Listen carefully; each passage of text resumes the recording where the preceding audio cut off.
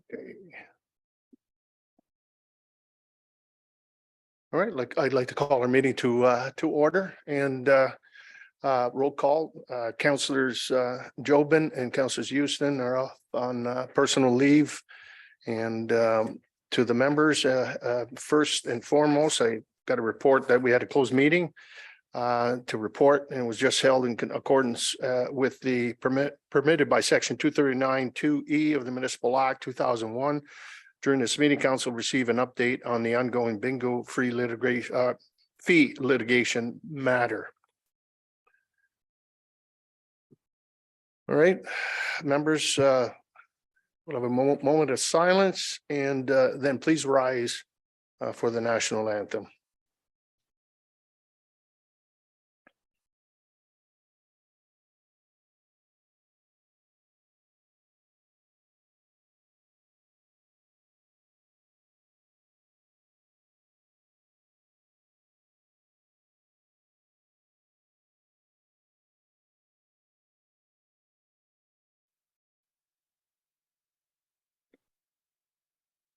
Oh, Canada, our home and native land, true patriot love in all of us command.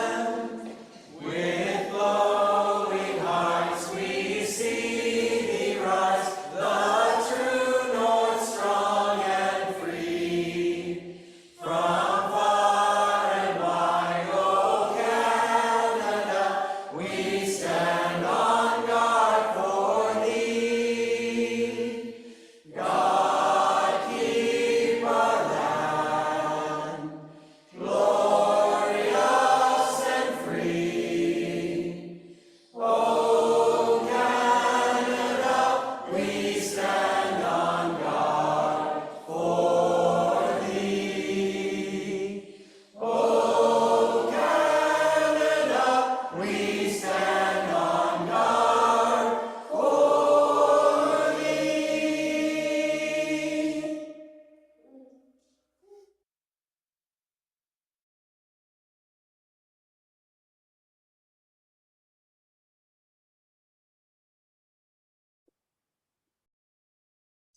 Hey, I'd like to start with our land acknowledgement that we are in the lands and surrounded by water originally inhabited by Indigenous people who have traveled this area since time immemorial. This territory is within the lands honored by the Wampum Treaties, agreements between the Anishinaabe and the Haudenosaunee, Lenni, Lenape, and allied nations to peacefully share and care for the resources around the Great Lakes. Specifically, we'd like to acknowledge the presence of the Three Fires Confederacy, the Ojibwe, Odawa, Potawatomi, Huron-Wendat, and the Caldwell First Nation. We are dedicated to honoring Indigenous history and culture while remaining committed to moving forward respectfully with all First Nations, Inuit, and Métis. To the members present, any disclosure of any interest? None. That'll be recorded. We'll move on to the minutes of the regular council meeting of February 28th. Our public council meeting, February 28th, that was zoning bylaw amendment for 13931 Riverside Drive. Public council meeting, February 28th, and that was the 2023 Shuttleworth Drain. Public council meeting, February 28th, and that was the Sullivan Creek Drain. And a special council meeting, February 28th, Municipal Freedom of Information and Protection of Privacy Act workshop. On the minutes, can I have a motion to receive, to adopt? Councillor Higginson move, Councillor Dorner support. Any errors or omission on those minutes as presented? Hearing none, all in favor? Opposed, if any? That carries. We don't have any supplementaries, I don't believe, today. Delegations, I will beg council's indulgence. We do have a special guest. We have all kinds of special guests here today, but in particular, I'd like to acknowledge our MPP, Councillor, I would say Councillor, see, you're in the chamber, our MPP, Andrew Dowie, who's here wanting to make a presentation to members of council. So if I could have a motion that we could have Councilor, here we go again, MPP Dowie make a presentation. Moved by Councilor Tonio and supported by Councilor Dow. Geez, I'm all. Yeah, you're all with Councilor You got me all flustered here, Andrew Dorner. All in favor? Opposed, if any, that is carried. Please, MPP Dowie. Thank you very much. My apologies. Back at Queen's Park, they turn on automatically, so I got used to that. But thank you, Your Worship. I appreciate being here and disrupting Council's agenda tonight, and thank you to all members of Council for acknowledging me here. I have a delivery long awaited. This is a symbol of how long government can take to get stuff done, but it's important to get it done. And so I have a certificate from Premier Ford.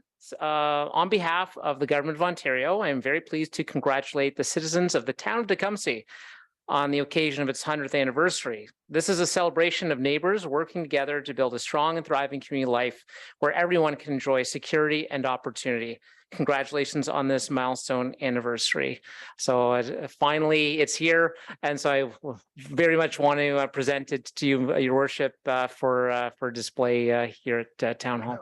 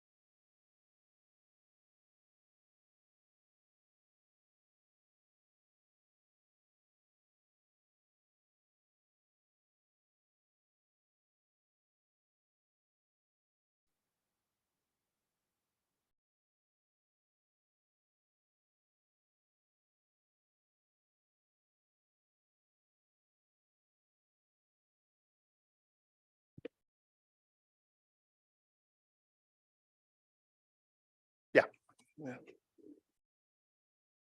All right, it gives me great pleasure to some of our colleagues from the county, and so I'd like to please call on Michelle Bishop, our Essex Windsor Solid Waste Authority General Manager, Sandra Swear, our County of Essex Director and Finance and Treasurer, and David Sundin, the County of Essex Solicitor. Please come forward, and also members of council, if we could have a motion to bring the report PWES 2323 entitled Food Organics and Biosolid Waste Management Update, Regional Waste Management Proposal be brought forward on the agenda for discussion and consideration.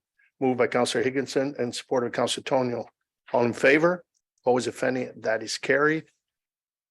Once again, welcome to Tecumseh. Thank you, Mayor McNamara and members of council for allowing us to present before you tonight. As Mayor McNamara has noted, I do have with me this evening Ms. Sanders Weirs, who's the Director of Finance and Treasurer for the County of Essex, as well as Mr. David Sundin, who is the County Solicitor, and he also acts as the Solicitor for the Essex Windsor Solid Waste Authority. So we're here to provide you an update on both the food and organic waste management project, as well as advise council regarding a County of Essex resolution regarding regional waste management. So just as a background for both new and returning council members, if I could just ask you to switch to the second slide, please. Thank you. The Essex Windsor Solid Waste Authority is a joint board of management created by both the City of Windsor and the County of Essex back in 1994. And it was established to manage and operate the regional landfill, as well as various recycling and waste diversion programs. So with the exception of waste collection, all the other waste management programs that are on a regional basis are included there on your slide, most notably being the management and operation of the regional landfill, as well as your curbside collection of your blue box program. So if I can ask you to switch to the next slide. So those regional programs that were outlined on the previous slide, those were taken over by the county back in 1990 under bylaw 2847. So back in 1990, this was pre-amalgamation, and it was decided at that time that all waste management powers of the lower tier municipalities, with the exception of sewage sludge and the collection of waste, would be borne by the county and then ultimately through to the Essex Windsor Solid Waste Authority. So those exceptions historically were mainly due to it being pre-amalgamation. So there was 21 smaller municipalities in the region. And many of those municipalities had various methods of collection of waste. Some had in-house waste, some had small contracts. They also had varying service levels. So at that time, it was decided that each individual municipality would continue to manage those collection services. Fast forward to 2022, we have 7 municipalities in the county, as well as the City of Windsor. All 7 of those municipalities contract out waste collection, and it is to the same contractor. Next slide, please. So it was that County of Essex bylaw that formed the language as it relates to waste collection. So although currently there is a bylaw in place that allows for each of the individual municipalities to remain responsible for the collection of their waste, there is language in the County of Essex and City of Windsor agreement that created the authority that allows those powers to be transferred up to the authority. So, you know, the wording of that agreement is up there on the screen, but basically it's understood and agreed to until otherwise determined that the waste collection of the County of Essex would remain the responsibility of the individual local municipalities. And then despite those paragraphs, the authority may at any time enter in agreements with either the city or the county respecting the purchase of the waste management service, subject to terms and conditions that they agree upon. Next slide, please. So on March 16th, 2022, the County of Essex resolved, and this resolution came forth through a recommendation from both the Essex Windsor Solid Waste Authority through to County Council, and that was regarding the implementation of the food and organic waste management plan. So that is the 2018 waste diversion resolution from the province that stated that certain municipalities, based on their population and their population density, would need to comply with the food and organic waste policy statement, and Tecumseh being one of those municipalities based on their population and their population density in particular, that would be required to adhere to that policy statement. So County Council on that March 16th resolution stated that they would advise the USWA prior to March 31st that all Essex County municipalities would participate in a regional solution for the collection and processing of organic waste material.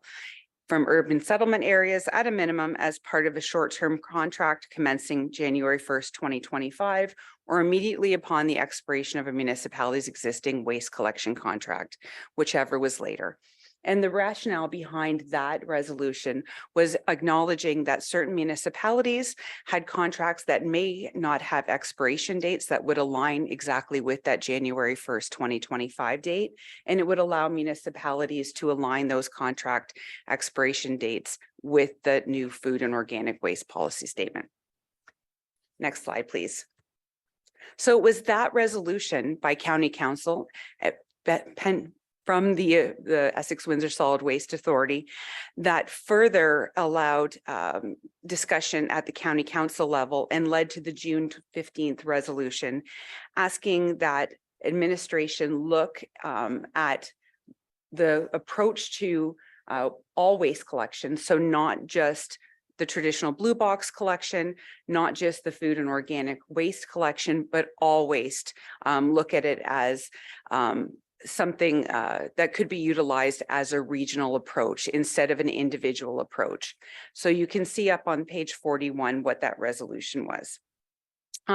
So from there, included from your administration on page 172 of your agenda package, your administration kind of helped me out and provided a little summary of what we've been doing since, if you would, March and June of 2022. So we did go ahead and issue an RFP for a short-term processing contract, and that was awarded to Seacliff Energy back in August of 2022. So what we needed to do there was determine once the new program was started in 2025, where that material was going to go to be processed. So that, if you will, kind of checked that box that now we know where the material's going.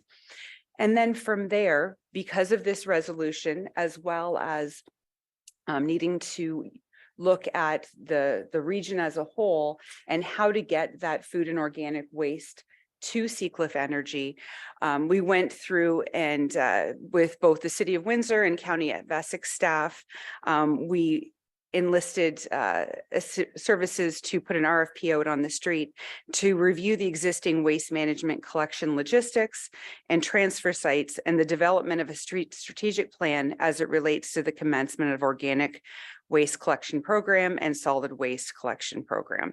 So what that was to do was to help us look at where the waste is coming from in the area, where the traditional transfer points are, and how best to get it to both Seacliff Energy and the regional landfill, particularly if we are looking at a regional solution.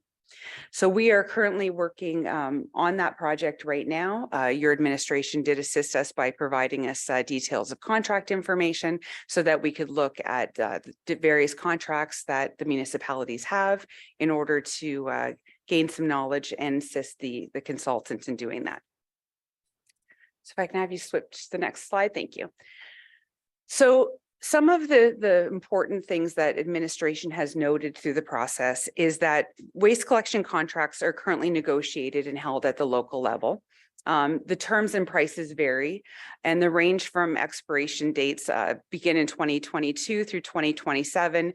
And, some of those values of those contracts are, some cases double what some municipalities are paying.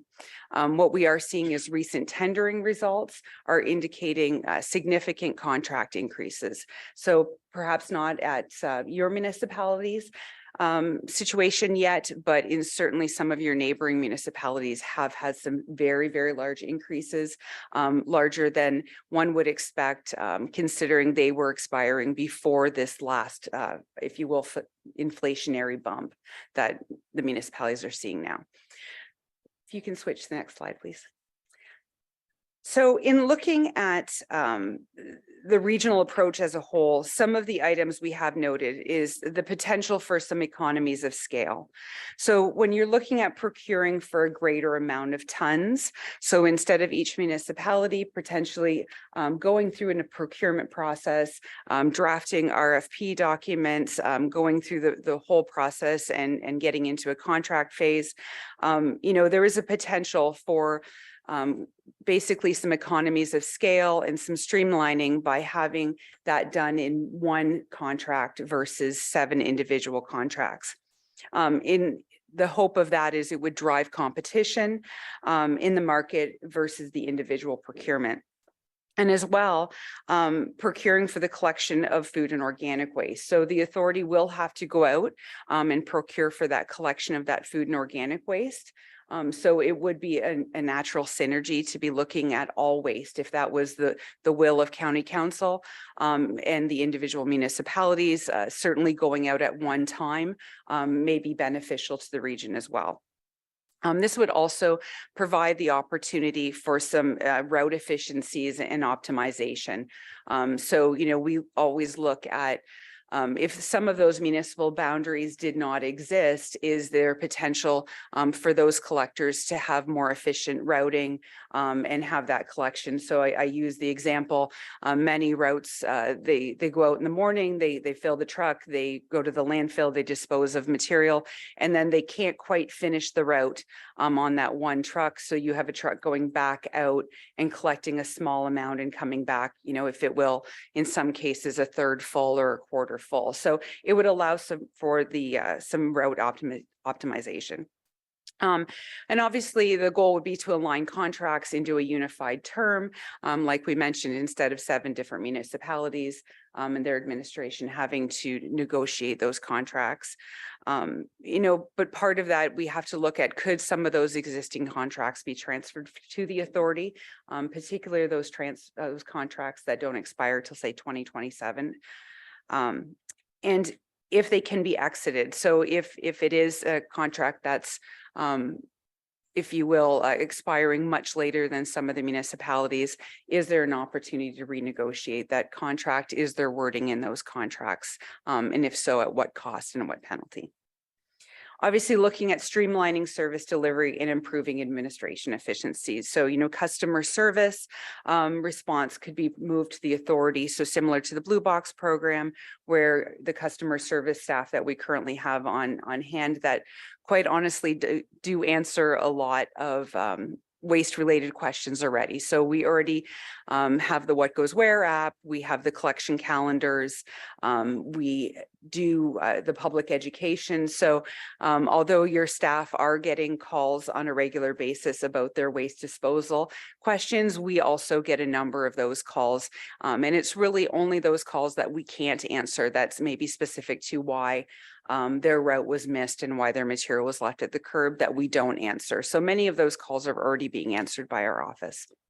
And we've talked about contract negotiation, and then, you know, potentially that administrative capacity being regained at your level. So, you know, perhaps, you know, your environmental services staff, your administrative staff, even going down to your clerical accounts payable, accounts receivable staff, freeing up that capacity from each of the individual municipalities and being it done in one location. Next slide, please. So then obviously, you know, the potential to standardize service levels. One thing we have noticed doing a big scrub of everyone's contracts is the service levels really are not that different. The 7 county municipalities in particular, many of them, you know, they have weekly collection. The town of Tecumseh obviously has, you know, a hard-sided container bylaw, but, you know, most municipalities do have a bulk goods collection. Some of them look a little bit different, but a lot of those service levels are the same, but it would just give an opportunity if there was to be any changes to standardize those service levels. So, you know, as we look at implementing a green bin or a food and organic waste program, you know, some of those best practices do look at, you know, trying to push the greater amount of material away from the regional landfill and into those recycling or reuse or diversion programs. You know, additional services, and we've talked about, you know, your recent ice storm. You know, I think there certainly would always be a need for municipal help in those situations, but, you know, perhaps that looking at negotiating with the contractor to provide that, you know, that augmented collection as needed could be done on a regional basis. And then finally, incentivizing greener household practices. So, if we were to get into discussions regarding the collection and the frequency of collection of organic, leveraging the authority, education, promotion resources. So, looking at our staff that currently go into the schools and promote and go to the service clubs to promote, particularly with young people, the diversion, bringing that into aligning with all the municipalities. And then obviously tracking those service statistics to drive engagement and program improvement. So those are just, if you will, kind of the high level benefits that we potentially see. And I'm going to let David take over the next few slides to walk us through how we would get there. Thank you, Michelle. So as Michelle mentioned, currently we have in place a 1990 bylaw of the county level, bylaw 2847, which largely does provide for waste on a regional level, but there's those key carve-outs that are there for the collection and delivery of waste, saying that's retained at the local level. And so that bylaw would need to be repealed and replaced. The replacement mechanism is covered off in sections 189 and 190 Municipal Act. So if I can get the next slide up. So as you see there, from the quoted 189, section 189 provides that the process starts with the county taking the first step. So the county would pass a bylaw to assume all or a part of a lower tier power, and then provide for transitional matters. So the county does intend to run a draft bylaw by the local municipalities so that we ensure there's consensus around what that looks like, and make sure that we're all on board with that. And as you'll see from the next couple of slides, there is a certain level of local buy-in that's required in order for this to be successfully transitioned. And so we want to make sure that that happens. So the next slide. So 189 subsection 2 of the Municipal Act provides for what actually needs to take place for a new bylaw to come in or replace bylaw 2847. So first, a majority of county council has to vote in favor of it. Second, a majority of the local municipalities, so 4 out of 7 at least, have to pass the bylaw. And then third, the municipalities that pass it have to comprise a majority of the electors. So if 3 of the larger local municipalities were to not pass it or abstain or it doesn't get passed by them, it might be enough for that to happen. So that there's that triple majority which has to take place. Go to the next slide. I've included 189 subsection 3 and 4 just so that you're aware of the language there, despite the fact that the county could pass this bylaw and the locals could vote in favor of it. It's not the be all and end all. There is the ability for the locals to take the power back on later should they deem fit. So as of right now, obviously, because we had a unanimous vote at county council, there is at least the political will to make this a regional approach. But there's nothing saying that it can't go back later. So 189, 3 and 4 provide for that. Next slide, please. And then section 190 provides that once the county's bylaw is passed, in accordance with 189 sub 2, that the county will exercise the transferred power and the locals will then lose the right to do so. But again, all local municipalities have a voice on county council, so presumably there's still the voice there. And then finally, the next slide. And then subsection C and D have been included for you just for reference. It deals with how deemed bylaws work in transitional provisions. And I'll throw it back to Michelle with the next slide. So, sorry. So basically, if we do get that consensus among the lower tier municipalities, so should the county, the lower municipalities have consensus and the county takes it back in, from there, the county then would actually have to I guess you want to say, sublet it to the authority. So there's a little bit of work that then has to be done in order to update that agreement that created the authority. So the authority essentially would have to contract with the county would essentially have to contract with the Solid Waste Authority to handle that garbage collection and amend that agreement that created the authority. And then direction would have to be given to the Solid Waste Authority.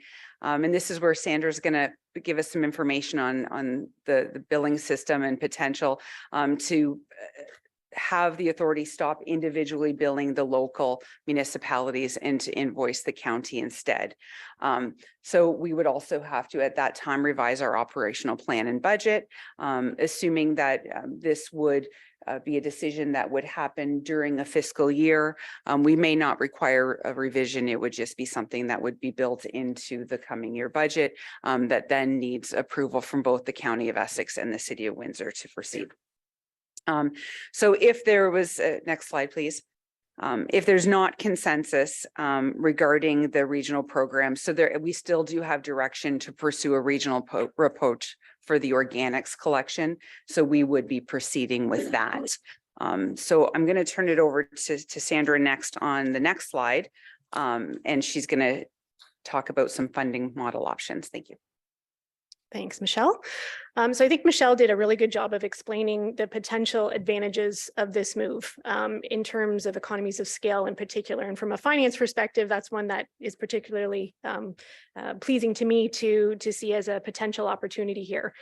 So if we take ourselves down the road and assume that we have all agreed to move in this regional fashion, and this slide is an attempt to just briefly touch on some of the financial mechanics of how that works.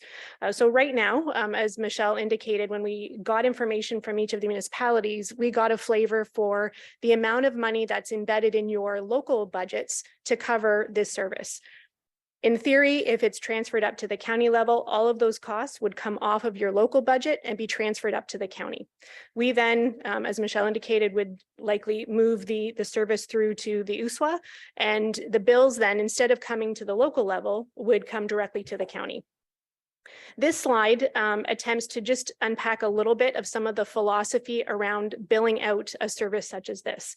So currently, municipalities are billed on a user fee based model. So in essence, the more you have to take to the landfill, the higher your proportion of costs for the landfill. There are certain components of fixed costs, but there is a fairly significant component of the billing model right now that ties use to pay. That type of user fee based model is really good in situations where you don't have a standardized service across a region where only certain groups or members of the community have access. In this case, it also supports environmentally friendly practices. So if you're having that financial tie to what you put at the curb, you may think twice about how much you put at the curb, which is also a really good incentive of a user fee based model. And user fee supported services are charged, like I said, only to those who have access to the service.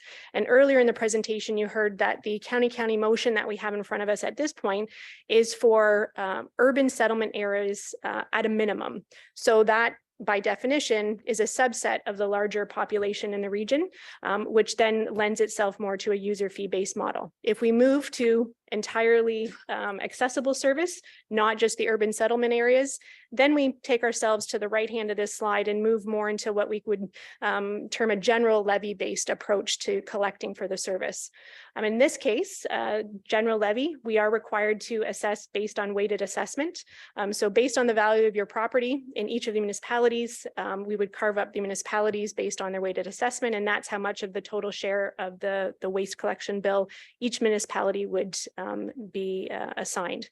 In essence, the higher the CVA, the higher the proportion of the cost paid for by the regional service. So when you look at your property values in comparison to your local municipal peers, that would then explain how we would slice the pie, so to speak. And again, just that comment on accessibility to the service. So generally, a general levy supported service is accessible to all equally. So just back to basics, the cost would come off the local budget, move up to the county. The Solid Waste Authority would bill the county, and then it would be a decision at the county level of how those costs get reassigned back out, whether it's through the general levy or whether it's an application of the user fee model. And we've had these topic or discussions for many, many months now. And this particular issue has come up numerous times, which is why I raise it here.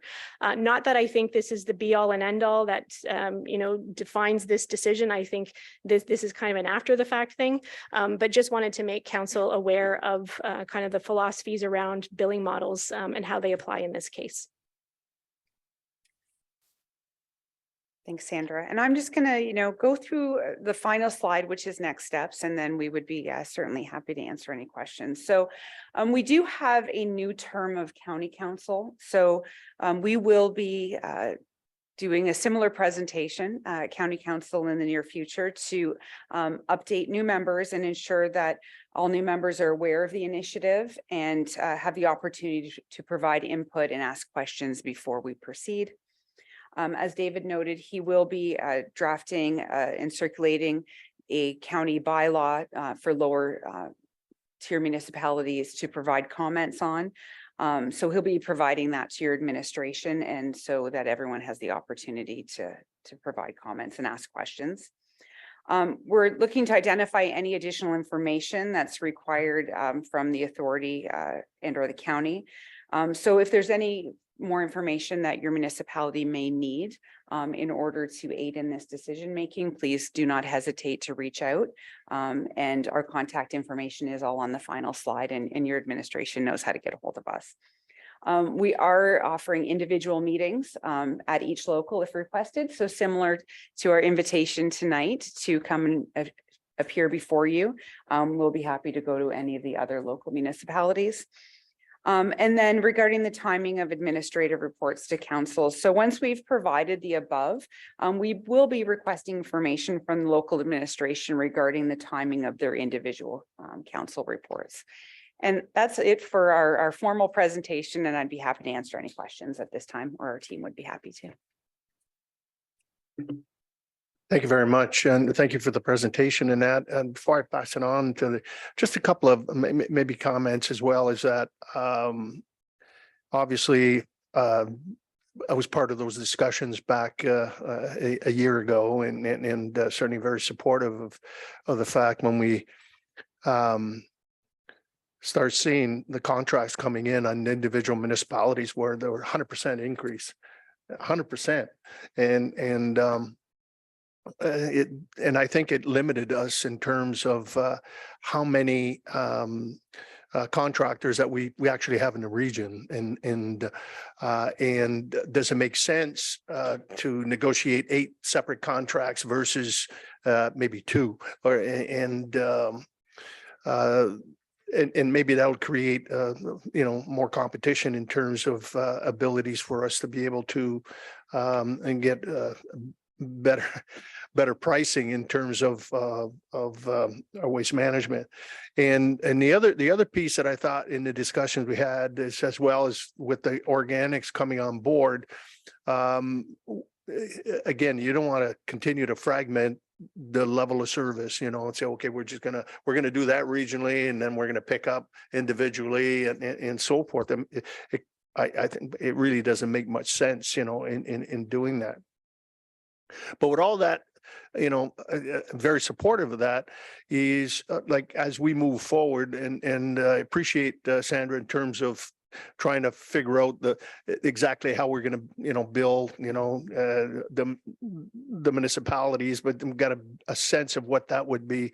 The other piece that I'm interested in is that the level of servicing is a little bit different from one lower tier to others. And a great example of that is our organic pickup that we have here.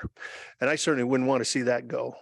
That'd be tough because of the amount of areas that we have and trees and so forth.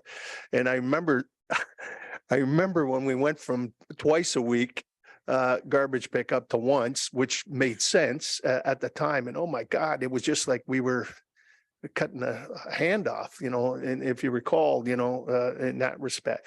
So moving forward, is there kind of a menu of level of servicing that a lower tier municipality would want, or would that be, again, I don't want to see a separate contract, like for us to say that we're going to collect from April 1st to December 1st, our organics, like our, I call it the dry organics, leaves, branches, flowers, and so forth. So any thought in terms of how we would address that, like moving forward in terms of the level of servicing that, say, a lower tier municipality would want? Would that be kind of a an add-on to the contract with the county or with the waste authority? Through you, Mayor. I don't have to say through you, Mayor McNamara, you asked the question. I certainly think what will be critical in the development of any program will be a collaborative approach with all 7 of the local municipalities. So this certainly is not an endeavor that we would be taking on the 3 of us or through our management group at the Solid Waste Authority. We would certainly envision a working group that would include members of each of the municipalities' administration to really understand those nuances of those contracts. You know, we can put, you know, a great Excel spreadsheet together based on what we have from your contracts, but really understanding that, you know, the local, you know, their interaction. So I would certainly not support reduction in service levels for municipalities. But, you know, quite honestly, if a municipality has 10 and one has 14, do we find a happy medium at 12? So, you know, just to be honest with you, but it would certainly be a group approach, and it would certainly not, I would certainly suspect it would not be the authority coming in and saying, you know, you're only going to get half of your service level. That's not the intention. Is to certainly just align the service levels that are there now and recognize where the outliers are and seeing how we can, you know, maintain those service levels, but possibly just change the nuance of it. You know, I use bulk items for an example. You know, instead of every Tuesday, you're allowed to put your bulk items out, and you can put a king size mattress or a sofa out every Tuesday. Perhaps there's bulk collection that's 1 day a month for your entire municipality and making that work. So just looking at all the individual municipalities, individual contracts, and trying to align them the best we can. Okay, thank you. Questions? Deputy Mayor. Thank you, Mayor. Thank you this evening for coming out. It's very, very informative. I think it's important for the lower tiers to hear. Anytime we can streamline service delivery and improve efficiency is a good thing. And this is a huge undertaking, as the mayor stated. It's been a long, you know, process to get to this point. My question is, in terms of the way you explained it, so it's kind of a 2 process: the county initiative where we have to get the triple majority, and then you know, the Solid Waste Authority in terms of getting the approvals with the city. Winds really has nothing to do with it, right? We don't need any approvals on their end. That's just the operation afterwards, moving forward. So sharing of the services, I think, is important for us as a county level, and it's long overdue in terms of trying to amalgamate those services just to simplify it. So I think once we get to that point, like the mayor said, you know, yard waste collection, ours is weekly. You know, I'm okay every 2 weeks, and I'll say it here. We do have the gold package. Other places, I don't know what other municipalities do, but I don't believe in the other municipalities do weekly yard waste collection. If we can keep it, that's great. But in terms of looking at that point, I think it's important to give it value where we compare it with other municipalities. So thank you again for coming tonight, and wish you all the best as we move forward in this.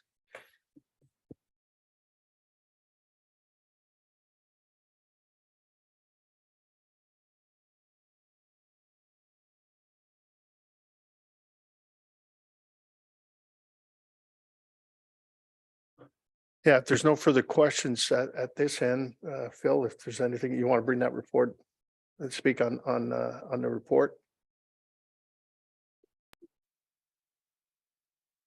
I don't want to put you on the spot, but I'm going to put you on the spot. Well, we can. Yeah, go ahead, Sandra's, yeah.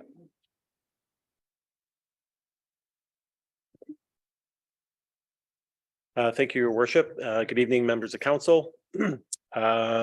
wasn't going to add too much to the report, but I will read out the recommendations before you. So recommendation number 1 is that Public Works and Engineering Services Report PWES 2023-23 titled Food, Organics, and Biosolids Waste Management Update and Regional Waste Management Proposal be received, and that council endorse the concept of a regional approach to waste management and direct administration to report back at a future council meeting with additional information on a regional waste management program, including the county's bylaw and the logistics of uploading the waste management service. Thank you. I'll move the recommendation. All right, thank you. And support Councilor Tonio.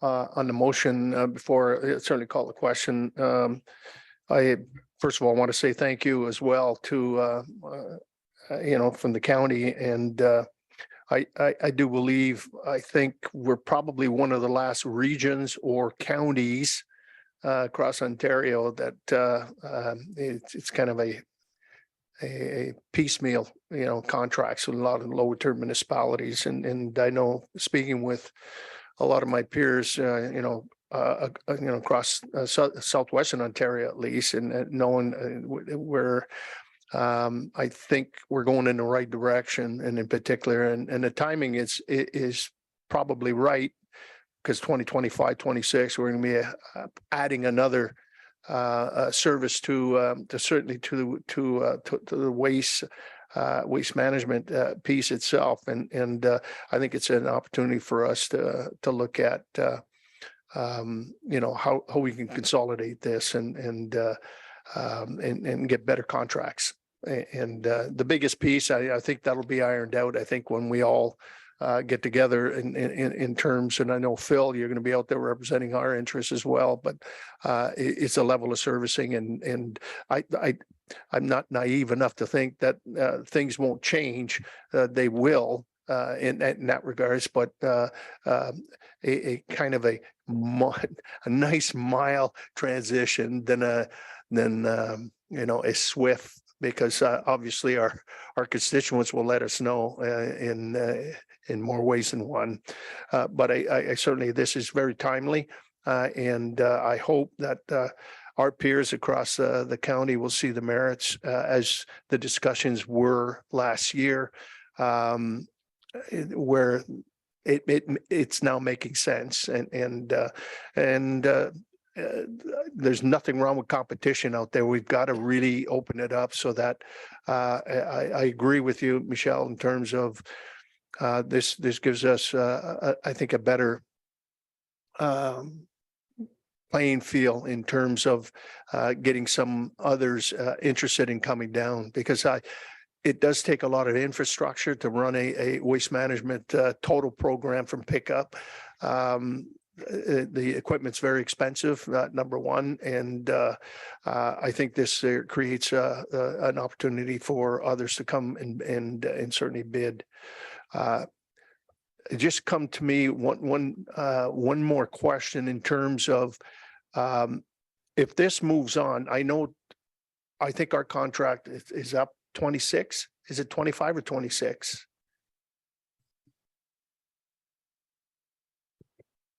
I believe it's 2026. 26 and 20. Now, what does it do in terms of if this happens, say, everything works out, and then it goes to the county, it's uploaded and so forth. Are you going to acquire the contracts on the upload, or we're just going to wait till they expire? And I know you mentioned something in your report in that, but to me, it would make sense that you just take the contract. Thank you.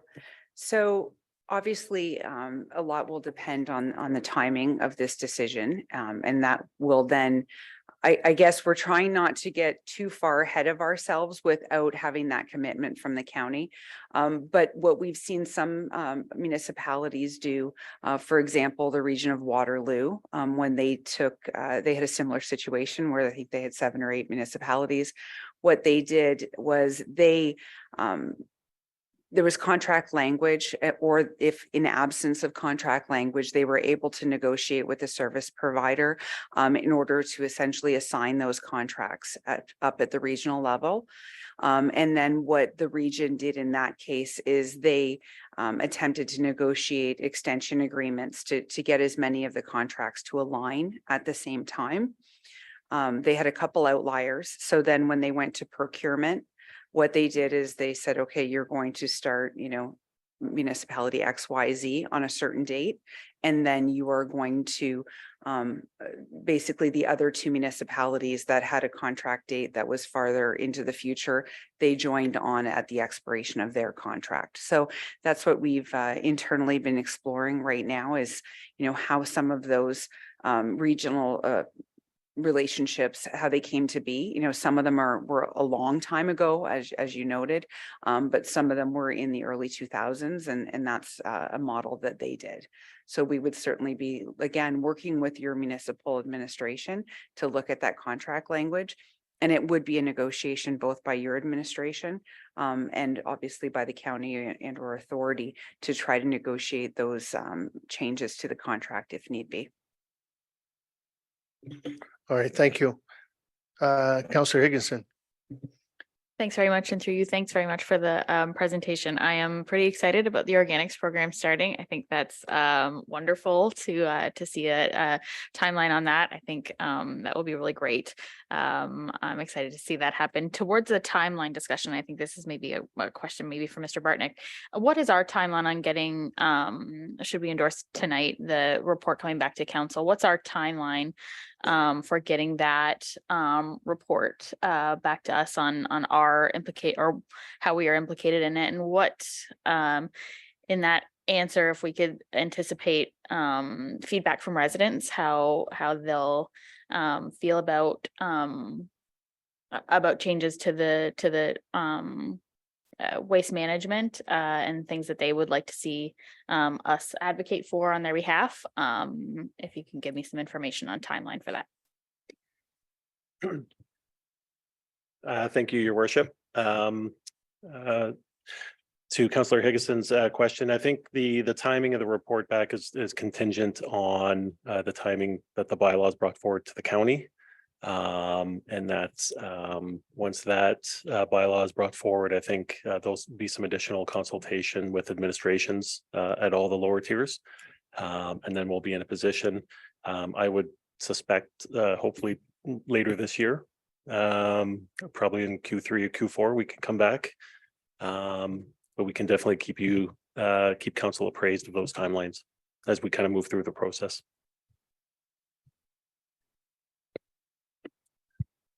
I'm just going to peek over you, Phil. That'd be the county responsibility. We'll wait till they fulfill the requirement at that level.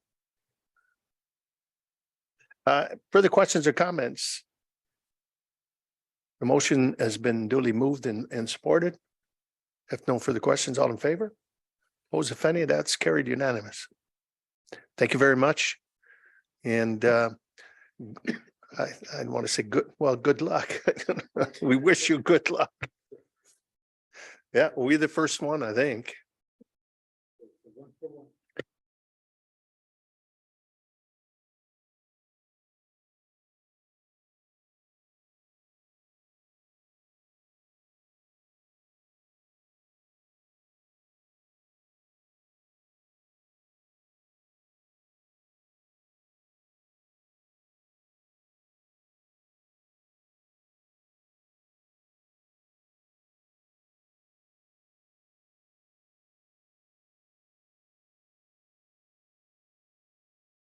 We have communications, members of council, item 1 to 4, if motion received. Councilor Dorner and Deputy Mayor Keddy. All in favor? Opposed? It's carried. Communications action required. We have the Association of Municipalities of Ontario dated March 3rd. It's the AMO training, navigating conflict relationships as an elected official. And a recommendation that the mayor and members of council be authorized to attend the virtual AMO training, navigating conflict relationships as an elected official. at a cost of $200 per person in accordance to the town's professional development policy and subject and funding in the 2023 budget. Moved by Councillor Higginson, supported Councillor Tonio. On the motion, all in favor? Opposed? That's carried. No committee minutes to report. And we'll move right to two reports. And the first one, Community and Recreation Services. That's the CRS 2023-03 Taste of Tecumseh Festival in upcoming. Thank you, Your Worship, and members of council. Good evening. I'm here to present CRS 2023-03 Taste of Tecumseh Festival 2023. The report's been provided to you. I wanted to let you know that we did receive a letter in February, late February, from Monica Muscaderi, the president of the St. Clair Beach Optimist Club, and Robert Drake, secretary of said club. They had no extraordinary requests and simply were providing us with the communication that the event that you are familiar with will be proceeding this year. Hence the two recommendations in front of you, that the Optimist Club of St. Clair Beach be authorized to sell and serve alcoholic beverages for consumption by patrons at Lakewood Park from Friday, June 16th, 2023 through to and including Saturday, June 17th, 2023, subject to compliance with the provisions of the town's municipal alcohol risk management policy number 31 for the purposes of hosting the 2023 Taste of Tecumseh Festival. And that relief be granted from noise bylaw 2002-07 as amended in order to permit the Optimist Club of St. Clair Beach to operate sound amplifying equipment during the 2023 Taste of Tecumseh Festival for the purposes of musical entertainment and event announcements on Friday, June 16th and Saturday, June 17th, 2023 from 5 p.m. to 1 a.m. Are there any questions with regard to the report? Go ahead. Through you, Mr. Mayor, to Ms. Gignac. Just the relief of 1 a.m. Was that a normal? I know you're new here, but I thought it was around noon. Was it not, or did we change that to 1 a.m.? Yeah, noon, midnight. My apologies. Midnight. Yeah, I thought it was around midnight that we had the noise exemption. I don't remember it going to 1 o'clock in the morning. I can help you out there. Mr. Mayor, this is standard for that event, 1 o'clock in the morning. Okay, so I guess we changed it. Thank you. All right, thank you. Further questions or comments? On the recommendation? Moved by Deputy Mayor, supported by Councillor Higginson. On the motion, all in favor? Opposed? That is carried. Thank you. I got your cough. Thank you. All right, our next is from the Development Services, our DS 2023-04. That is the 2022 year-end building permit. Yes, we have our Director of Planning and Building. Welcome. Thank you, Mr. Mayor, and good evening to all of council. I have with me in the chambers Peter Valori, the Chief Building Official, in case there are any questions. There's two reports that relate to our building services area. So very quickly, 2022 year-end permit report. The summary really is that there was a reduction in construction values and number of units last year. And I think we had reviewed that with council during our operational review. That was very evident that was going to be happening. And economic conditions certainly are very reflective in these numbers. Having said that, two factors really drove some of that. One was during the prior year in 2021, where there were some major developments, 3 apartment buildings and a nursing home. Permits were issued. Of course, we're still dealing with inspections on those.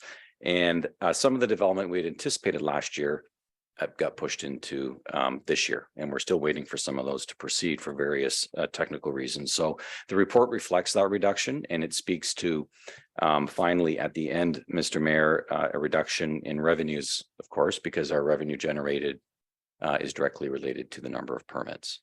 So the report is in front of council for any questions and adoption. Thank you. Questions? Just a comment, and the media did approach me on because they just look at numbers and the first question they asked was, are you concerned about the drop in revenue? And I said, no.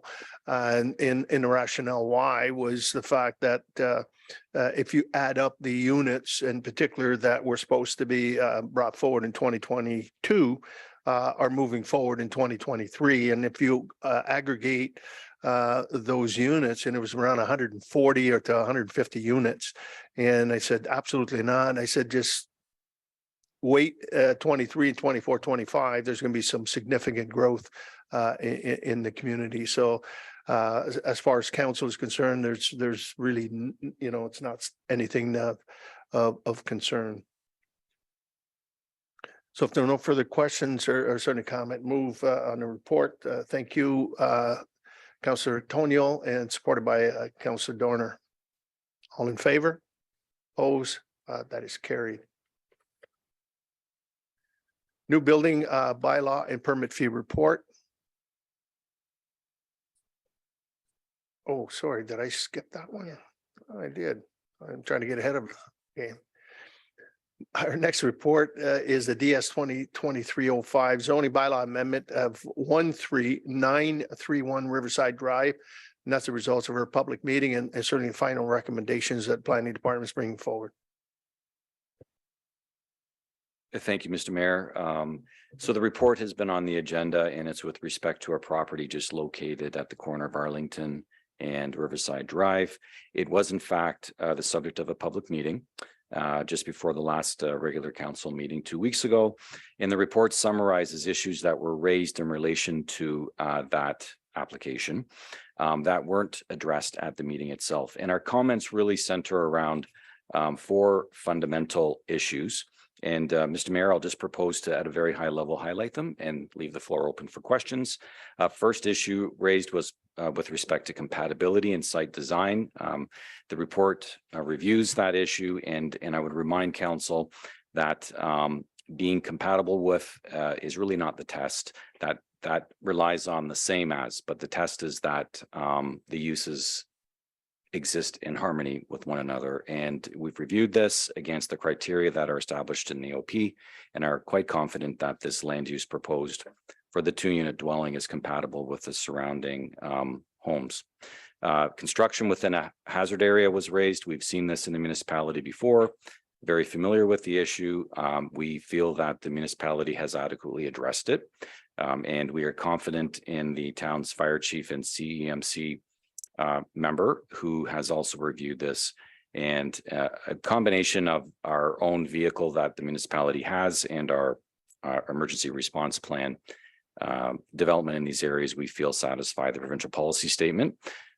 Having said that, a permit will be required from the Conservation Authority to address minimum opening of buildings, any new buildings in that area. Property values.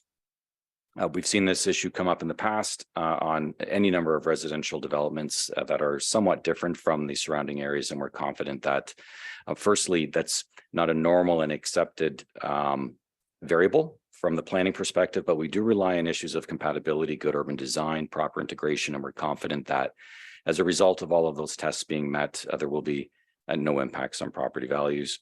Finally, the report just goes through a very high level policy review around provincial policy statement, conformity with the county official plan, the Tecumseh official plan, and it evaluates it against a number of criteria set out in the Tecumseh official plan regarding amendment procedures. And we are of the opinion that this proposal fits within all of those policy documents and is in keeping with the notion of intensification is the appropriate move, and that in fact it will result in good development. With all of that being said, Mr. Mayor, we do have a recommendation that the report be received and that a bylaw having the effect of rezoning the subject property to a site-specific residential zone in order to facilitate the construction of the 2-unit dwelling and establish site-specific lot provisions in keeping with this report be adopted. And there is a bylaw on the agenda for consideration later this evening. I'd be happy to answer any questions. All right, thank you very much for the report. Any questions or comments on the report as presented? Go ahead, Councilor Dorner. Through you, Mr. Mayor, having heard concerns from residents about the impacts of property values on neighboring homes, what research was done to find that there would be no impact on those properties values? Thank you, Mr. Mayor, through you. So this is a question that comes up frequently, as I'd indicated. And in the profession, we don't do specific research on impacts on property values because it's really not research that exists. And it's really not part of the considerations that are taken into place because of the lack of valid information. So one of the tests we use in evaluating these types of projects is what is accepted evidence by the Ontario Municipal Board, which is really a judiciary review body that's comparable to a court system. And property values have consistently not been viewed as a variable that can be measured because there are too many variables, in fact, to determine property values. But what we do when we hear that statement is give careful consideration to, are there any impacts that could adversely affect abutting properties around compatibility, design, and impacts. And those are things that play into how a use might adversely or negatively affect adjacent properties or when a proposal comes forward. So with that being said, the report does summarize that from our perspective, this is a completely compatible use. It will have a high degree of investment associated with it. And in fact, it results in a use that is very similar to the uses that it is adjacent to. Basically, residences containing people conducting their daily lives in a very similar, in this case, even building format. So that's really the best answer I think I can give, Mr. Mayor, to that type of question. All right, yeah, thank you. Thank you. Deputy Mayor. Thank you, Mayor. Thank you, Mr. Hillman. A couple questions there that I've been asked to look into, and it's regarding the zoning restriction. As a town, we don't really restrict these type of developments by area, do we? Do we have any restrictions through the town that you're aware of that restricts this type of development? Through you, Mr. Mayor. So two parts to that answer. One is that the official plan very clearly establishes that these types of uses are broadly appropriate in our areas identified for residential use. And that is very much in keeping with provincial policy in the county official plan.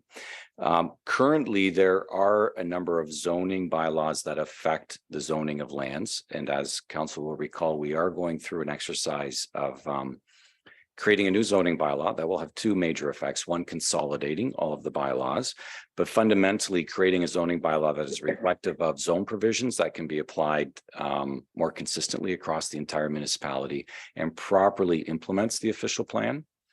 So, you know, the question is a little bit tricky because yes, there are different residential zones, but from a policy perspective, these types of uses are really encouraged by the official plan in all residential areas throughout the town. Okay, and then the other question was with regards to the value, the way it's set up now, it's a side-by-side duplex, even though it looks like a single home. And I don't know if this question is maybe for finance, but in terms of the impact of value as a town, in terms of assessment dollars, would a home, because it looks like a single family home, would that be valued totally a certain assessment amount versus, is there an advantage to the owner doing this if, you know, to the town? What I'm trying to get at is the assessed value overall as a single family versus what is proposed tonight. What would be more without, you know, ballparking a figure? Would you know that? I'll do a quick, getting a bit of a head shake from finance, but the value is determined by impact. It's based on Individual. Yeah, right. I can attest to that. I live in a you could call it duplex, and they're both assessed separately and they're both taxed separately. And Mr. Mayor, just to be clear, the long-term and the short-term intent here is that these will be, it's currently one property one lot, which will have 2 units on it. The intent is to one day down the road, once they commence construction and they have their center wall in and they do the survey, they will in fact sever that property so that they're 2 individual properties, one owner on one half and one owner on the other half, and they will each be assessed and given a separate roll number. Thank you. Further questions or comments? Go ahead, Councillor Higginson. Thank you very much. No questions on this. I just wanted to acknowledge and thank in this report the attention to the responses for the from the public meeting. I know that that there's change in this manner and any manner is pretty challenging and complex, especially for the property owners that are affected most directly by this. And I hope that when we receive comments like we were like we did and we're able to address them in this way, that it at least builds some public confidence that we are addressing not only concerns but looking at the official plan in the way that we're intensifying in a smart way. And so I just wanted to say that I appreciate having that in the public record and as a good way to relieve some concerns as we anticipate some more changes like this in the town. Mr. Mayor, if I could, thank you very much for those comments. And we do take these reactions very seriously. And one good thing that we can live with, I think, particularly in Tecumseh, is that we have very good examples of these uses existing together and functioning quite well. And we recognize that change is very challenging, but we're quite confident that over time it will be seen that these are quite compatible types of uses and create quite a vibrant municipality. Okay, further questions or comments? Reports before you? Would say move. Thank you, Councillor Tonio. Do I support? Councillor Higginson? On the report, all in favor? Oppose? That is carried unanimous.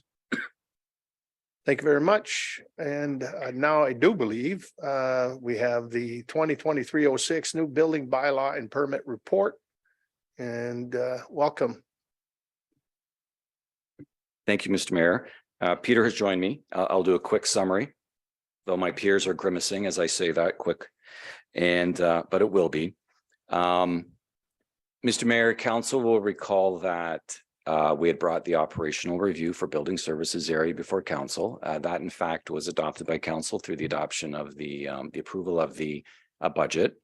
And so there are a number of steps that we're taking to implement that operational review and bring our building services area up to a service level that meets the expectations of our development community, of Council, and of our own professional expectations as a department.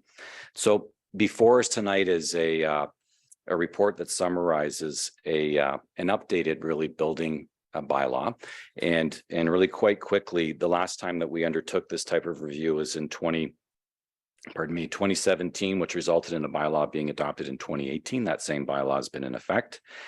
And in summary, the new bylaw is really doing 2 fundamental things. One, bringing in a new fee structure that was discussed with Council through the operational review, and it's taking advantage of this opportunity to do some housekeeping changes to reflect some current operations and best practices.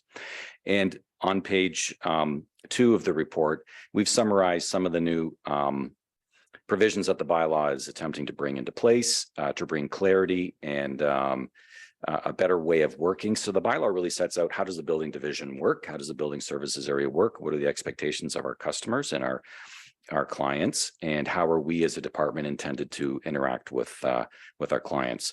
Finally, there's a new permit fee structure that's put in place. And really, as Council will recall, we've summarized that there were no increases since 2018. So in our operational review, we applied the CPI increases that took place since 2018 across and up to 2022.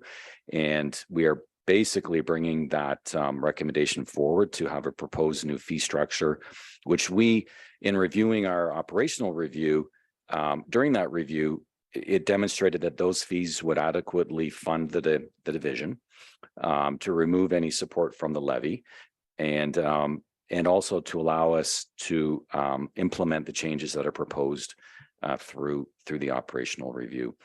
Prior to council having consideration for adoption of such a change in the fee structure, though, the Building Code Act does require that a public meeting be held and an opportunity made available for anyone to ask questions.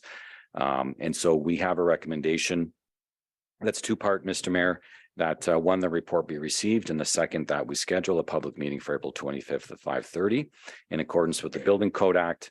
And I would just note that the report does indicate that if there is no impact that results from that, or there are no issues that are left unresolved, we would bring the bylaw forward for consideration by council at a subsequent meeting. If issues come up that require further analysis or consideration, we'll bring a report forward and make a recommendation at that time. So happy to answer any questions of council. Thank you, Mr. Hillman. Any questions or comments? Then on the recommendation, moved by Councilor Tonio, supported Councilor Dorner. No further questions or comments. All in favor? Opposed? That is carried. Thank you. All right. Our next report is from our Legislative and Clerk Services, LCS 2023-04, Manning Road Farm Lease and option to renew. You can do it from here. Yeah. Save some footwear. Thank you, Mr. Mayor, and through you to council, 3 reports from Legislative and Clerk Services this evening. The first report is LCS 2023-04, and that's the Manning Road Farm Lease.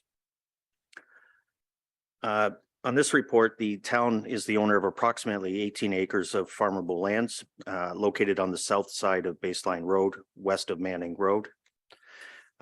Back in January of 2020, the town initially entered into a farm lease with Alinda Farms, Inc.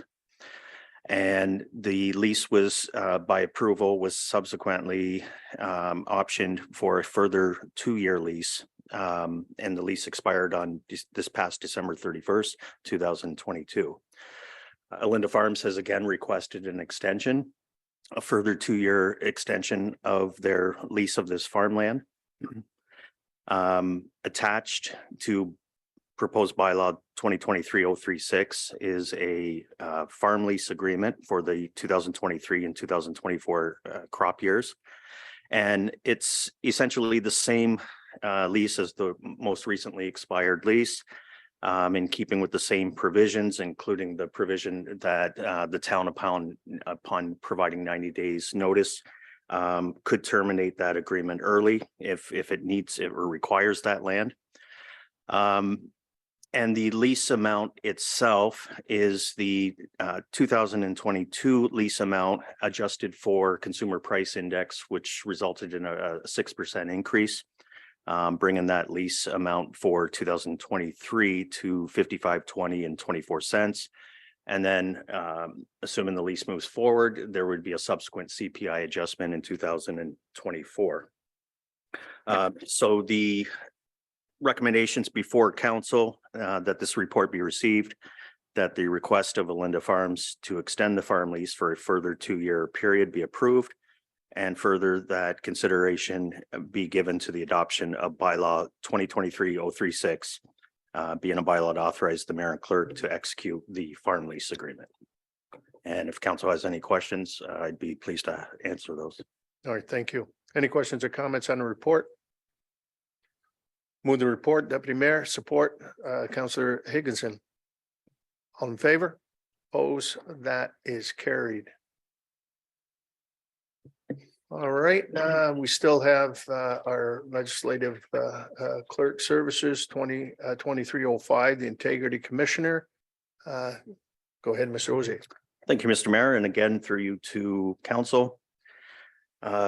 Just by way of quick background on the Integrity Commissioner, back in November of 2015, Robert Swayze, through bylaw 2015-77, was appointed as Integrity Commissioner and retained under an initial 2-year term of 2016-2017. by subsequent extension agreements that were approved by council in 2018 and 2019. The town further extended the term of the Integrity Commissioner contract to March 31st, 2023. And so the parties are now recommending, our administration's recommending that there be a further extension of the term of this agreement until March 31st, 2024.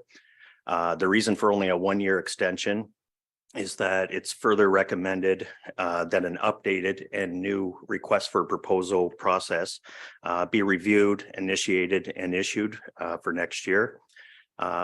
So the proposed extension of 1 year would afford administration sufficient time to conduct that review and initiate that proposal. As part of the proposed extension agreement, there's a $1,000 annual retainer inclusive of 3 hours of docketed time, and thereafter an hourly rate of $280. So the recommendation before council is that the report be received, that Mr. Swayze's appointment be extended until March 31st, 2024, and that bylaw 23030 being a bylaw to authorize the mayor and the clerk to execute the extension agreement be recommended for adoption. All right, question or comments? Hearing none on the report. Moved by Councilor Tonio and supported by Councilor Igison. All in favor? Opposed, if any? That is carried. Thank you. Move on to C. Again, a legislative clerk services 2023-07, the Maidstone Recreation Center transfer and facility agreement. Mr. O'Shea. Thank you, Mr. Mayor, and through you to council again. So to council, the purpose of this report is to present for council their further consideration for formal approval, the proposed transfer of the Maidstone Recreation Center property to the town in order to ensure or provide for long-term continuance and expansion of social, athletic, and recreational programming and activities to benefit the town and its citizens, in particular the residents in the Maidstone hamlet. By way of background, the Maidstone Recreation property located on 10720 Talbot Road is comprised, just going through the report here, comprised of nearly 4 acres of property on which there are 3 buildings, 4 outdoor sand volleyball courts and a pavilion. The property to date has been owned and operated by a nonprofit corporation, the Maidstone Recreation Center Corporation. Just for the purposes of the report, I'll just call it the MRC Corporation. This organization, again, is a registered nonprofit corporation operated entirely by volunteers. By all accounts, the property is in good condition and is maintained well by the corporation. Back in July of 2019, the president of the Maidstone Recreation Center Corporation reached out to the town indicating an interest to explore mutually beneficial relationship. In January 21, the town learned that the board had voted to gift the property to the town. And so the board accordingly approved the gifting and the transfer of the Maidstone Rec Center. Coming off of that, in April of 2021, council provided direction to administration to move forward and negotiate an agreement with the nonprofit corporation for both the transfer of the property itself, as well as an agreement for a facility and programming, with the goal to ensure that long-term the property continues as a municipal community center. Those 2 agreements have now been negotiated and are now before council, are now being presented to council for consideration of approval. So just a brief summary of each of the agreements, and I'll start with the transfer agreement itself. With respect to the transfer, again, it is a gifting of the property to the town. The expected transfer date is on or about April 3rd, 2023. Again, as previously mentioned, the agreement is conditional on the parties executing and signing a municipal facilities agreement. for the purpose of the occupancy and use of the entire property as a municipal community center and for operations by the MRC Corporation. Or by the MRC Corporation. Some other provisions as part of just the transfer. The parties are to use all reasonable efforts, take all reasonable steps to maintain the property as a municipal community center. The town shall not sell or transfer the property for a period of 50 years unless the property is required for such other important and overriding municipal purposes. And in that scenario, there would be an obligation on the town to relocate the recreational center within the Mainstone hamlet to another location and subject to a terms of a subsequent facilities agreement again. The municipal capital facilities agreement itself. So the second part of this, the ongoing facilities agreement with the nonprofit group. It provides for an initial 5-year term with automatic subsequent renewal terms of 5 years each. Both the town and the nonprofit are to provide the appropriate insurance as required. The town is to provide all property and building maintenance relating to the exterior of the building and the outside of the property. And that would include HVAC. The nonprofit will be responsible for all utilities and all other operational costs that haven't been expressly assumed by the town. Any proposed capital improvements to the property would be subject to ongoing council approvals and budgetary constraints. And any such capital improvements that are carried out through the life of this agreement would be and remain the property of the town.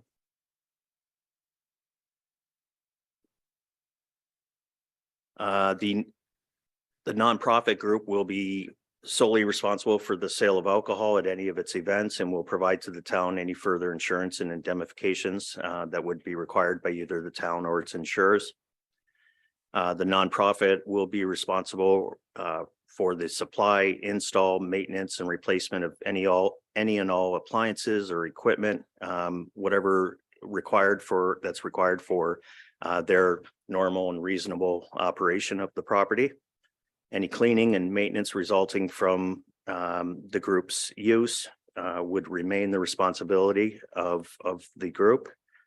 And then lastly, one of the main provisions in the agreement is the town shall declare and obtain a municipal capital facility designation for the site. And this is within the meaning of subsection 110(6) of the Municipal Act. And essentially what that section says is that council may exempt from taxation for municipal and school purposes any lands or portions of lands on which contained on those properties are municipal capital facilities. And so certainly the regulations to that section provide that any municipal facilities that are being used for municipal community centers, any recreational purposes, and that would even include parking facilities as part of that community center. Those activities are eligible to be exempt for the purpose of a tax exemption. So the town would, as part of the recommendations tonight, would declare that property. And there's some subsequent steps. Notice has to be provided to the Minister of Education and to a few other bodies as part of that tax exemption. So upon council, assuming council provides approval and authority to move forward this evening, then, and again, the expected transfer date and the entering into of the facilities agreement with the group is expected right around April 3rd. So assuming council provides approval tonight, then both the transfer agreement and the facilities agreement would proceed to completion. And so we have a number of resolutions or recommendations for council's consideration. I'm just going to run through them very quickly here.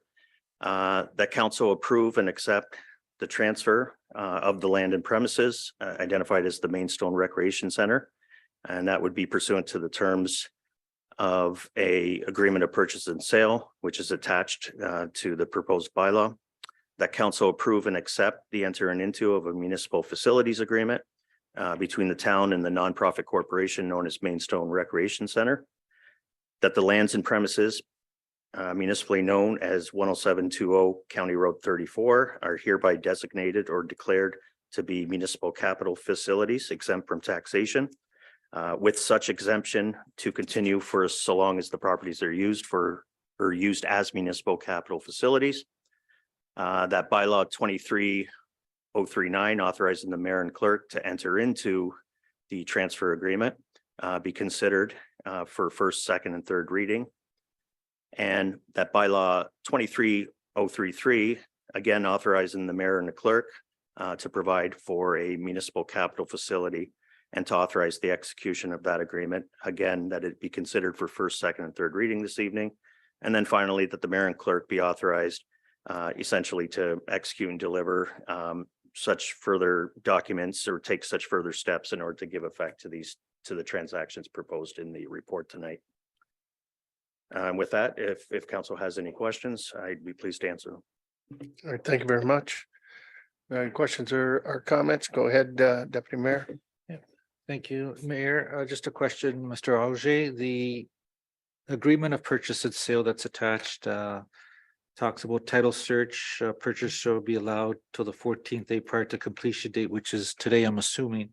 Has there been a title search? Are there any liens or mortgages that are any of those issues of concern for closing? Through you, Mr. Mayor, to the deputy mayor.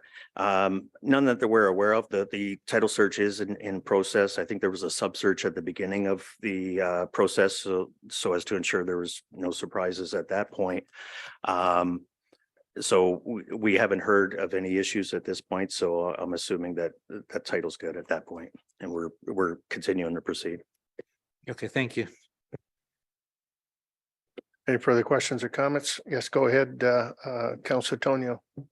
Through you, just a comment. I'd just like to thank the Maidstone Recreational Group for doing this to us and doing this and bringing the land forward to our community. It's going to be nice that our taxpayers are going to be able to use this property now in a more productive manner with our programming through our Parks and Rec. So I just wanted to make a shout out to the Maidstone Parks and Rec people for thanks for what they did to bring this property forward to our community. Great, thank you. Further questions or certainly comments? I'd like to extend a shout out to a former director, Paul Anthony, and the work he did on that. Probably I think the very first meeting, I think Mr. Firth and I were there back, I don't know, was it 4 years ago, maybe? Oh, 4 years ago. And anyway, Mr. Anthony carried the torch and then Beth just delivered the product.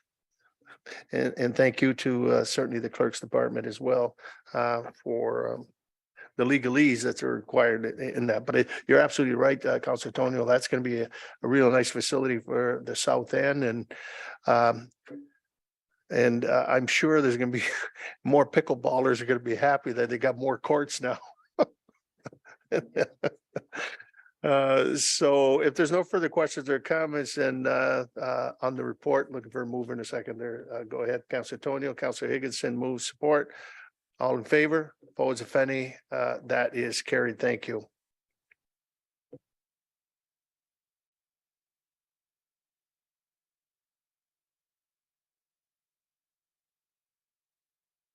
Public Works and Environmental Services 2023-19 municipal drain authorizing bylaws, 10 concession drain and the Burt drain. Mr. Bartnick. Thank you, Your Worship. Good evening again. I'll just run through a brief summary of the report. So municipalities are to work together to repair and improve municipal drains that cross municipal boundaries. These types of projects are initiated and managed by a single municipality with notifications sent to other municipalities throughout the Drainage Act process.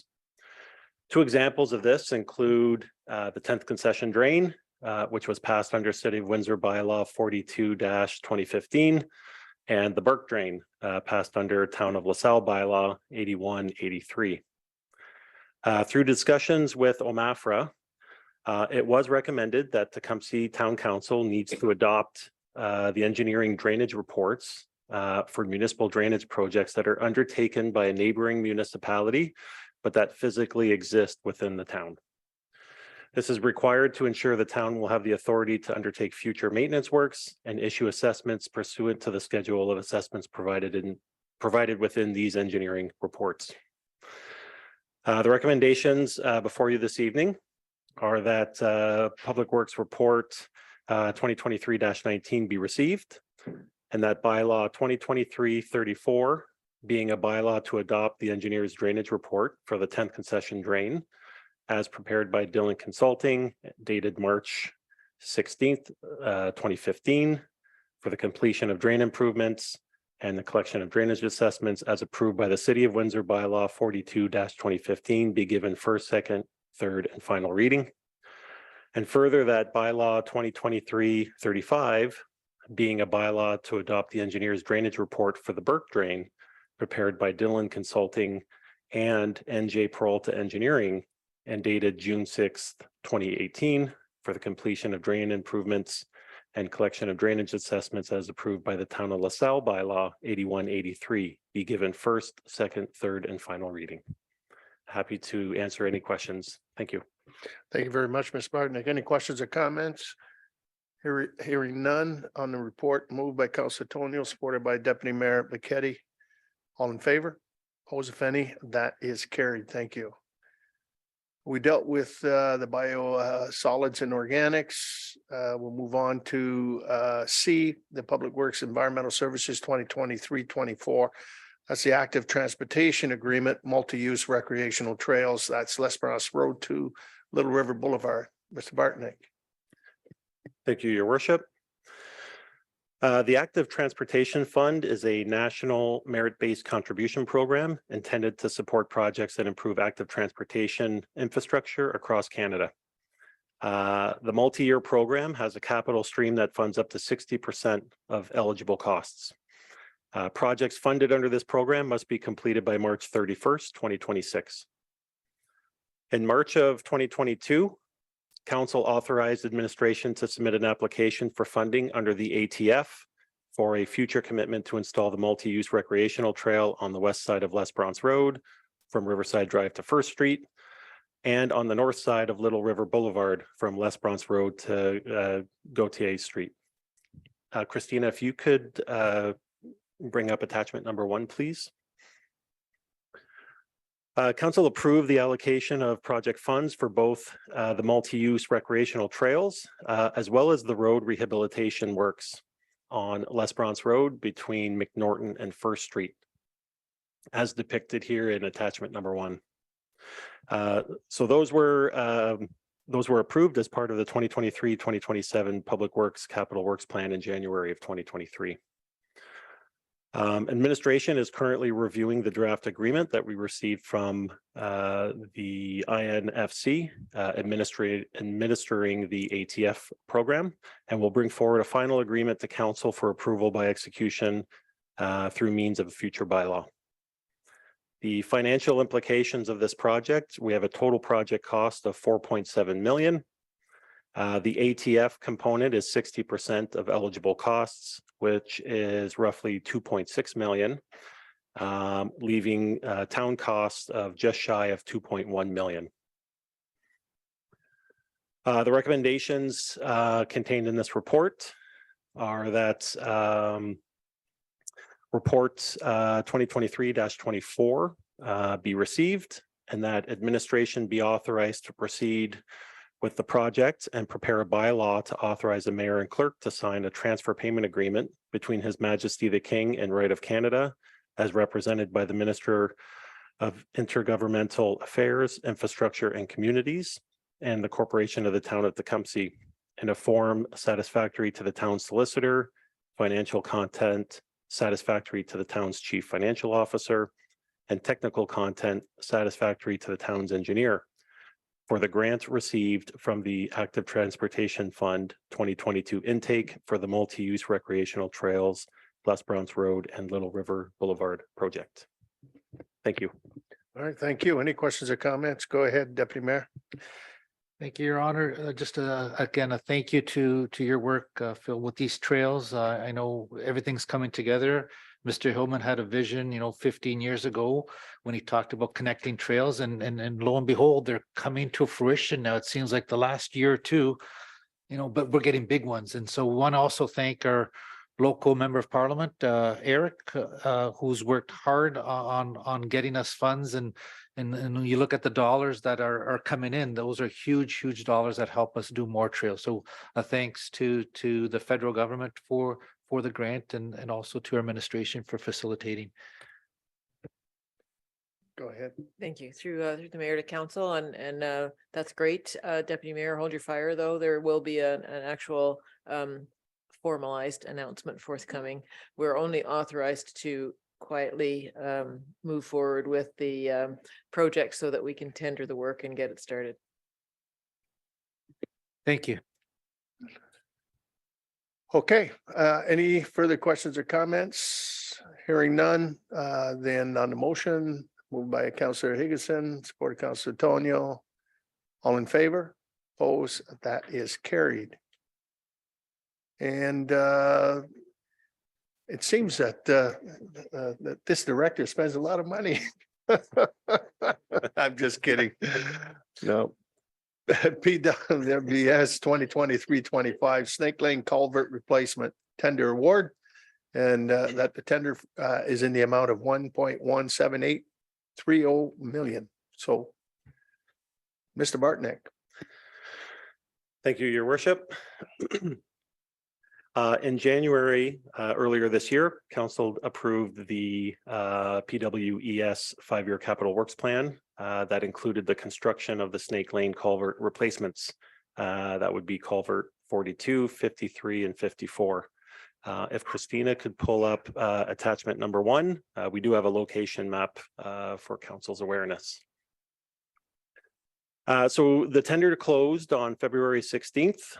We had 10 contractors submitting a bid. Very surprised with the number and very pleased. South Shore Contracting was a low tender. They have successfully completed other projects for the town in the past. Construction is anticipated to commence mid-July. The total project cost of just over 1.5 million is under budget by $483,245. Yes.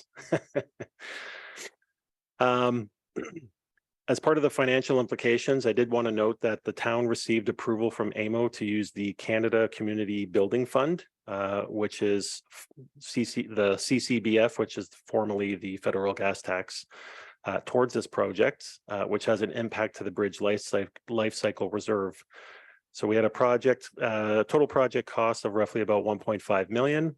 The CCBF funds of 1.2 million were put towards the project, leaving the net impact to the reserve fund of just shy of $321,000. So the recommendations contained within this report that the tender for the Snake Lane culvert replacements in the amount of $1,178,333, excluding HST, be awarded to South Shore Contracting of Essex County Incorporated. And that bylaw 2023-32 be given first, second, third, and final reading to authorize the mayor and clerk to execute an agreement satisfactory in form to the town solicitor with South Shore Contracting of Essex County Incorporated. And further, that project funding allocations reflecting a total budget requirement of $1,520,995 with a $483,245 decrease be accommodated as follows.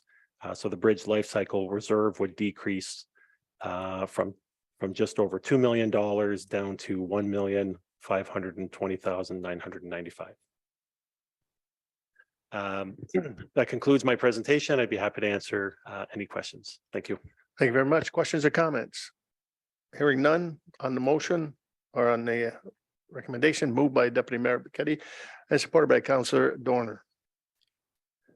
Nice to see tenders now that are actually under hopefully that's the trend, moving forward, in particular with a lot of the projects that we have in mind. So it's good news. And so with that, all in favor?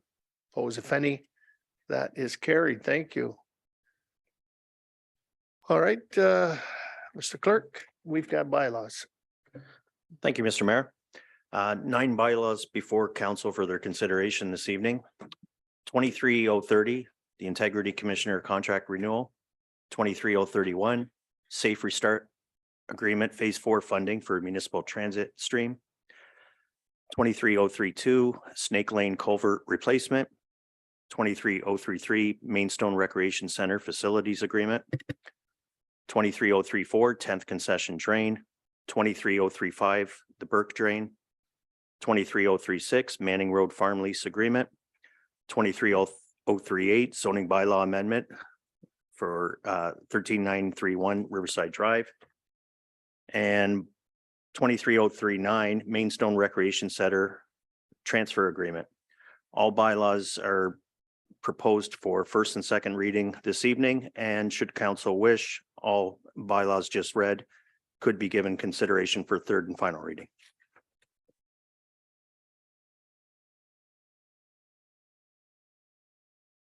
Move to readings, Councilor Tonio, supported by Councilor Higginson. Any questions or comments on those bylaws? Hearing none, all in favor? Opposed, if any? That's carried. Third readings in order. Councilor Tonio, Councilor Dorner, all in favor? Opposed, if any? That is carried. Any unfinished business? Hearing none. Any new business?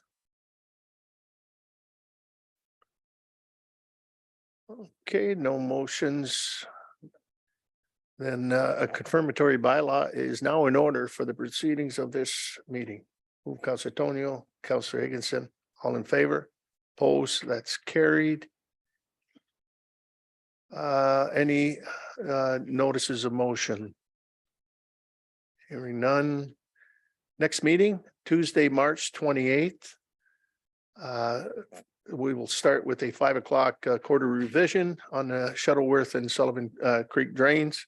5:30 is be a public council meeting on the 11th concession drain. 6 p.m. special council meeting, procurement and customer services workshop. And 7 p.m. regular council meeting. So with that, members of council, no further business this evening. Adjournment's now in order. Councilor Tonio, Councilor Dorner, all in favor? Opposed, if any? That is carried. This meeting is now completed or terminated.